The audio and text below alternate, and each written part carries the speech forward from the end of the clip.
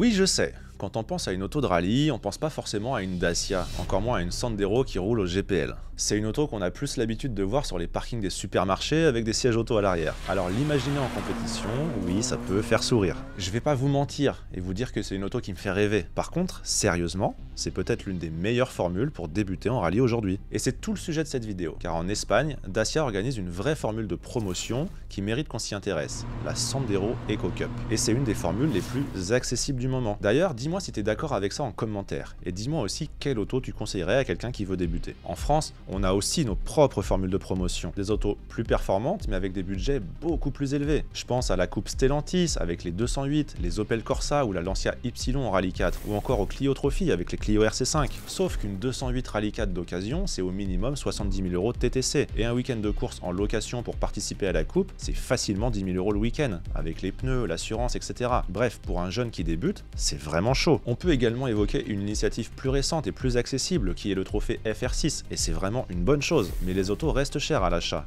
On est bien au-dessus des 40 000 € pour la nouvelle Peugeot 208 Racing, et même pour la nouvelle Clio Rallye 6, on sera dans ces tarifs-là, à peu de choses près. Je vais me faire taper dessus, alors j'anticipe. Pour la Clio, c'est un kit qui est vendu 20 000 €. Ensuite, il faut faire monter l'arceau par un préparateur agréé. Ça coûte environ 2 600 €. Et après, il faut encore acheter une Clio d'occasion qui vous coûtera dans les 15 000 €. Donc en gros, on est déjà sur une base de plus ou moins 38 000 €. Et encore ça, c'est pour quelqu'un qui monte son auto seul, sans rien dépenser. Mais vu que la caisse est d'occasion, il y aura forcément quelques dépenses annexes. Une peinture, des petits consommables. Au final, on se rapproche fortement du prix de la 208, qui a l'avantage d'être une caisse neuve, celle de la Rallye 4 en plus. Si tu veux en savoir plus sur ce trophée, j'ai déjà fait une vidéo complète à ce sujet sur ma chaîne, n'hésite pas à aller voir ça. Parce qu'aujourd'hui, l'objectif c'est de parler de cette Dacia Sandero Stepway de 100 chevaux avec son petit moteur 3 cylindres turbo d'origine, sa boîte manuelle et ses pneus de série. Au niveau du poids, ça pèse 1080 kg, soit environ 70 kg de moins qu'à l'origine. Bref, il n'y a rien de spectaculaire sur le papier et justement c'est là que c'est malin. Et d'ailleurs, le prix final est quasiment 2 fois moins cher qu'une Rallye 6 française. Je rappelle que le but de ce type de formule de promotion, c'est de former les pilotes et de permettre à des jeunes de se lancer. C'est souvent des autos qui n'ont pas des puissances énormes et avec lesquelles il faut apprendre à rouler propre, apprendre à gérer l'inertie, sortir fort des virages, ne pas casser la vitesse et surtout être régulier. C'est vraiment une super école de pilotage. En fait, c'est un peu comme un car de location, tu peux pas tricher. C'est des catégories où chaque dixième se gagne avec de la précision, pas avec un gros budget ou un gros moteur bien préparé. Allez, je reviens sur notre Dacia et à ce qui se fait en Espagne. La voiture neuve, aujourd'hui, si tu vas chez un concessionnaire, coûte environ 16 000 €, mais on peut aussi en acheter une d'occasion. L'Espagne utilise depuis 2024 le modèle Stepway sans Eco-G. Le kit compétition qui est obligatoire se vend lui 8 500 € hors taxe. Ce kit, il est composé d'un arceau, des baquets et harnais de chez RRS, des suspensions, un frein à main hydraulique avec répartiteur, les éléments de sécurité comme les extincteurs, le coupe-circuit, etc., quelques renforts et un kit esthétique. On a aussi des attaches capot et des feux additionnels. Bien entendu, il n'y a pas de prépa moteur, pas de boîte séquentielle ou à crabot, le but c'est la fiabilité et la simplicité. Contrairement à ce qu'on va retrouver par exemple dans notre fameuse Peugeot 208 Racing, il n'y a pas non plus de dashboard, il n'y a pas de tableau de bord floqué, etc. En fait, c'est plus simple. On se contente de l'essentiel et au bout d'un moment, si on veut baisser les prix, bah forcément, c'est logique, on peut pas tout avoir. Et est-ce que tout ça est bien utile au final? Qu'est-ce qu'on peut dire d'autre? Ça roule en pneus de série, donc c'est pas cher. Il y a un système bicarburation GPL et essence qui permet de rouler au GPL en liaison et en essence en spécial. Pourquoi pas, si ça permet de gratter un peu sur le budget carburant. Donc pour environ 25 000 € tout compris, on a une voiture prête à courir. C'est difficile de faire mieux pour démarrer sérieusement en rallye avec une auto moderne à l'heure actuelle. En gros, c'est le prix des R1 qu'on avait à l'époque. Sauf que depuis, il s'est passé plus de 10 ans et que tout a explosé en termes de prix. Donc au final, je trouve ça vraiment bien placé. Bien sûr, on peut commencer pour moins cher, on peut acheter une N1 ou une N2, une N2S par exemple. Mais là, l'idée, c'est de participer à une coupe officielle pour essayer d'aller chercher des primes, des volants offerts pour l'année prochaine ou pour se faire remarquer. Les formules de promotion ont tendance à attirer un peu plus les médias, les sponsors. Si tu gagnes ta classe en N2, c'est cool, et franchement bravo parce que c'est une classe qui est hyper disputée. Mais en réalité, à part tes proches, et encore ceux qui s'intéressent au rallye, tout le monde s'en fout, soyons honnêtes. En Sandero Eco Cup, il y a plusieurs championnats officiels organisés en collaboration avec Dacia Espagne et la structure Driveland Motorsport. Il y a un championnat asphalte qui se déroule dans le cadre du championnat d'Espagne.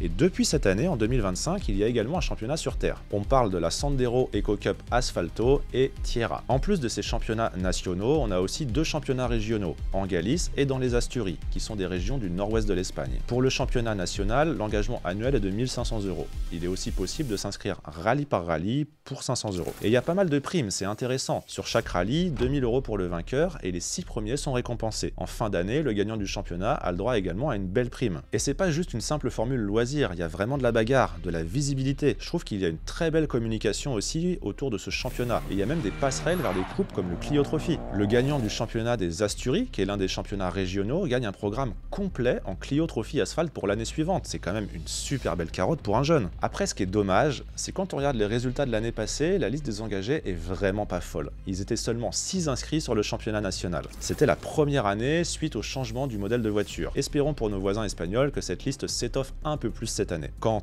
tout est fait pour proposer une formule à bas coût et que ça fonctionne pas, je trouve ça dommage. Ça pose une question aussi. Tout le monde se plaint des budgets, mais en réalité, est-ce que les gens veulent vraiment participer à ce genre de formule ou est-ce qu'on veut la belle auto qui fasse beau sur Instagram? À ce niveau, et malgré les moqueries, notre trophée FR6 en France fait mieux. À l'heure où je fais cette vidéo, il y a une vingtaine d'inscrits et je pense que ça va continuer à monter. Il y a un bel engouement autour de ce trophée. Pour la petite anecdote, le fils de François Delcourt, Elliot, est lui aussi passé par une coupe Dacia, mais lui c'était en Roumanie. Et en 2024, il était même au départ du rallye Sierra Morena en Espagne cette fois, et toujours au volant d'une Sandero.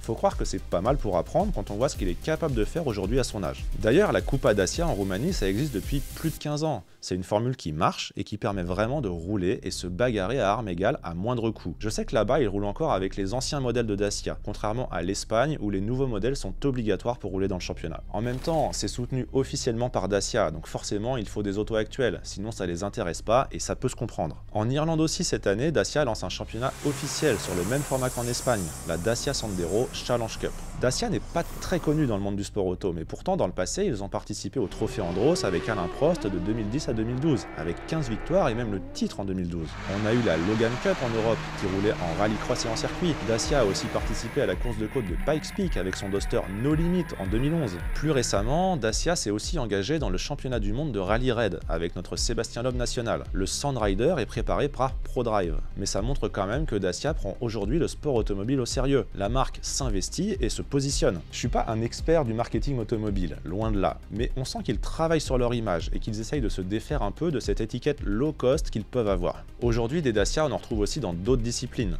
en rallycross, sur circuit, en course de côte. Mais pour revenir au rallye, il existe même quelques projets plus poussés en F2000 ou en rallye de kit. C'est des projets incroyables. Je l'ai déjà dit dans d'autres vidéos, mais j'adore ces voitures originales. Bravo à ceux qui se lancent dans ce genre de projet encore aujourd'hui, je trouve ça vraiment génial. La Sandero Eco Cup, c'est pas une voiture pour faire rêver, c'est une voiture pour apprendre. Et en vrai, c'est peut-être ce qu'on cherche tous, non? Un moyen de rouler, de se former et de progresser sans partir dans des budgets qui soient complètement démesurés. Et c'est peut-être justement ce dont on a besoin pour rendre le rallye plus accessible. Dites-moi ce que vous en pensez en commentaire. Est-ce que vous connaissez cette coupe? Est-ce que vous aimeriez avoir la même chose en France, si quelqu'un de Dacia France nous écoute? Comme d'habitude, je vous mets le lien vers l'article complet sur gotothegrid.com avec tous les chiffres et toutes les infos. N'hésitez pas à aller voir les annonces sur le site si vous cherchez des autos à vendre ou à louer. Et moi je vous dis à la semaine prochaine pour une nouvelle vidéo.